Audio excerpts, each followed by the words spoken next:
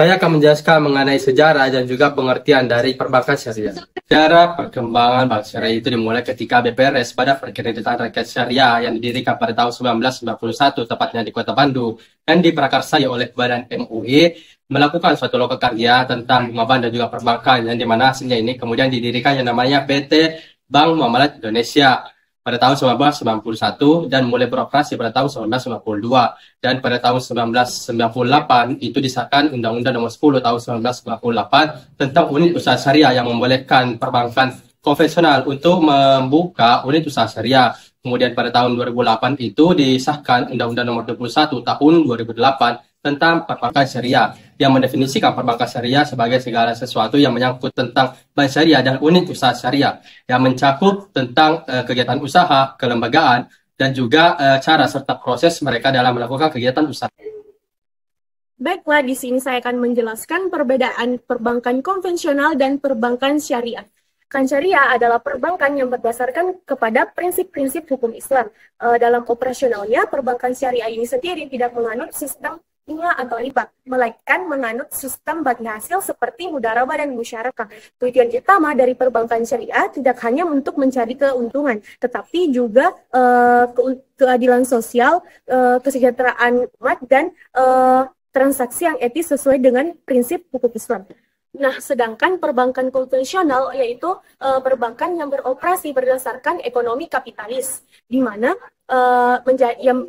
keuntungan utamanya yaitu menganut sistem bunga atau riba, di mana nasabah yang menyimpan dana akan mendapatkan bunga dan nasabah yang meminjam dana akan membayar bunga dari pinjaman tersebut. Dalam sistem ini tidak membedakan sektor halal dan haram selama investasi tersebut legal menurut hukum negara.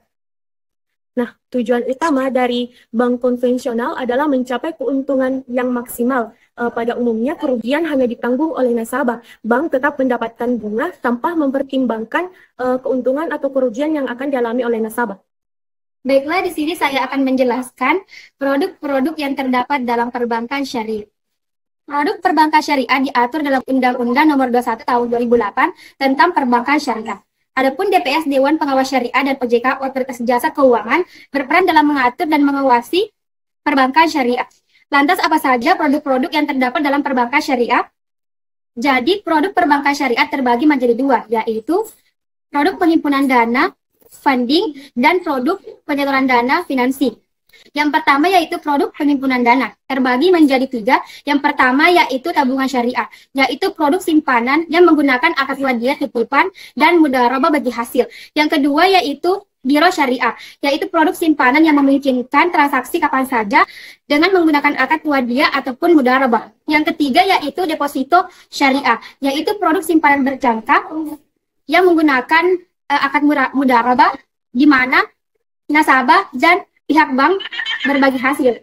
Kedua yaitu produk penyaluran dana dalam perbankan disebut dengan financing, terbagi menjadi 7. Yang pertama yaitu pembiayaan murabahah, yaitu jual beli barang dengan keuntungan yang disepakati antara bank dan nasabah. Yang kedua pembiayaan musyarakah, yaitu kerjasama antara pihak bank dan nasabah dalam suatu usaha dengan sistem bagi hasil sesuai dengan kesepakatan.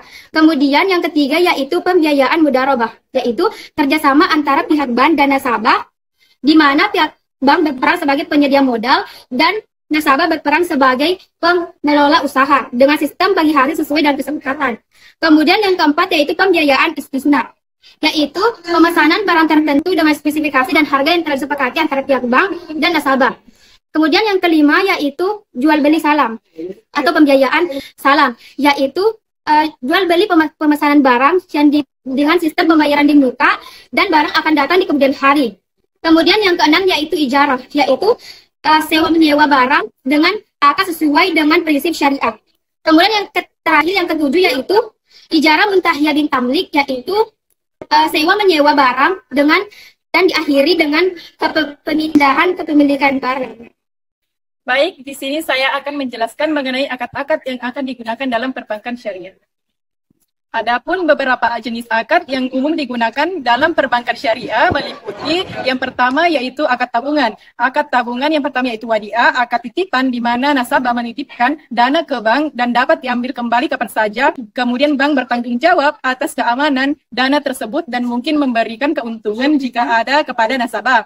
Kemudian mudarobah. Mudarobah adalah akad kerjasama antara bank dan nasabah di mana bank memberikan modal dan nasabah mengelola usaha tersebut. Kemudian keuntungan dibagi sesuai dengan nisbah yang disepakati, sementara kerugiannya ditanggung oleh pemilik modal tersebut. Kemudian yang kedua yaitu akad pembiayaan, meliputi murabahah, jual beli barang dengan harga jual yang memberitahukan harga pokok dan keuntungan yang disepakati. Kemudian bank memberi barang yang dibutuhkan oleh nasabah dan menjualnya kembali kepada nasabah dengan harga yang lebih tinggi. Kemudian musyarakah. Musyarakah adalah kerjasama antara dua pihak atau lebih dalam suatu usaha, kemudian keuntungan dan kerugiannya dibagi sesuai dengan kesepakatan. Kemudian salam, yaitu pemesanan barang dengan pembayaran di muka, kemudian pembeli membayar lunas di awal, kemudian menjual penyediaan barang tersebut yang dipesan pada waktu tertentu. Kemudian istisna, yaitu pemesanan pembuatan barang dengan pembayaran bertahap. Kemudian pembeli memesan barang kepada produsen yang akan membuatnya. Kemudian yang selanjutnya yaitu ijarah.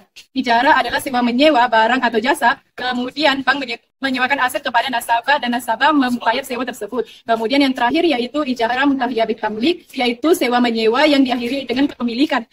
Di akhir masa sewa, aset akan menjadi milik si penyewa. Kemudian yang ketiga yaitu akad lainnya, meliputi qar. Qar adalah pinjaman tanpa imbalan, di mana nasabah meminjam dana dari bank dan wajib untuk mengembalikannya. Kemudian wakalah atau pewakilan, di mana nasabah tersebut mewakilkan suatu tugas kepada bank dan bank akan menerima imbalan atas jasanya tersebut. Kemudian kafalah. Kafalah merupakan jaminan di mana bank menjamin pembayaran kewajiban nasabah kepada pihak ketiga. Kemudian hiwala, yaitu pengalihan hutang di mana pihak yang berhutang tersebut mengalihkan hutangnya kepada pihak lain. Kemudian yang terakhir yaitu rahn atau gadai adalah di mana nasabah tersebut menggadaikan suatu barang sebagai jaminan atas suatu pinjaman.